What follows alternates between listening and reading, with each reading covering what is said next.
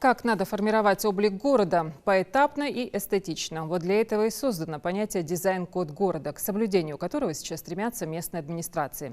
Здесь важно все. Рекламные щиты и вывески, объекты некапитального строительства должны соответствовать единому стилю. Но не всех это устраивает. Кто выбивается из концепции, расскажет Ирина Цычуева.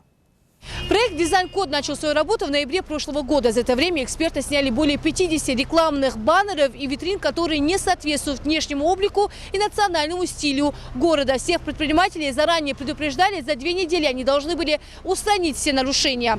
Владельцы торговых домов, магазинов и салонов рекомендациям администрации города не прислушались. Почему? Вопрос.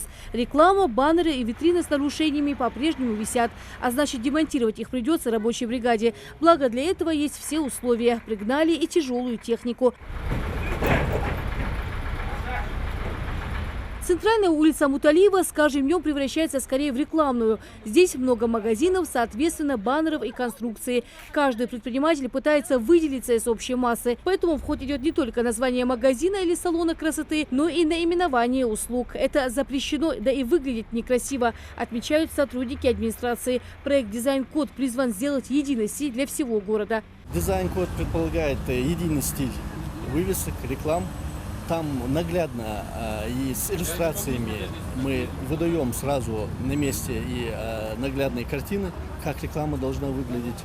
Там по улицам разбито, вот, например, по Муталиевой улице там уже свой единый стиль рекламы, который уже продумали. Мы показываем, объясняем, как это большинство это рекламы, вывески без подложки, с буквами, с подсветками. Если рекламные конструкции соответствуют дизайн-коду, но потеряли свой эстетический вид, предпринимателям дают определенное время для устранения нарушения. Мы дали им время до 13 мая, чтобы они обновили эти вывески, рекламы согласно дизайн-коду. После 13 мая там уже предполагаются штрафные санкции за неисполнение нормативно-правовых актов органов местного самоуправления.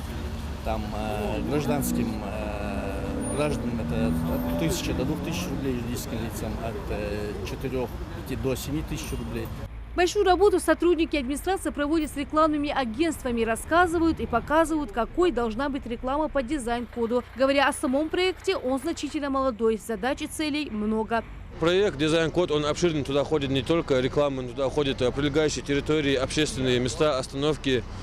В общем, вся жизнедеятельность города. Мы сейчас ходим по всем предпринимателям, выдаем предписания, чтобы они закрепили территории, прилегающие к ним, чтобы они были благоустроены. Если они не будут благоустроены, мы будем их принимать меры административного воздействия. И будем проводить все в соответствии с дизайн-кодом города. И остановочные магазины, и рекламы, и торговые здания, и площади. Пока снимали незаконные рекламные конструкции, баннеры и вывески, многие предприниматели решили не выходить из торговых точек и магазинов. Комментировать тоже никто не согласился. Но администрация города приедет и проверит устранение нарушений и новую рекламу, соответствует ли она дизайн-коду. Ирина Цычуева, Магомед Белакиев, Новости 24.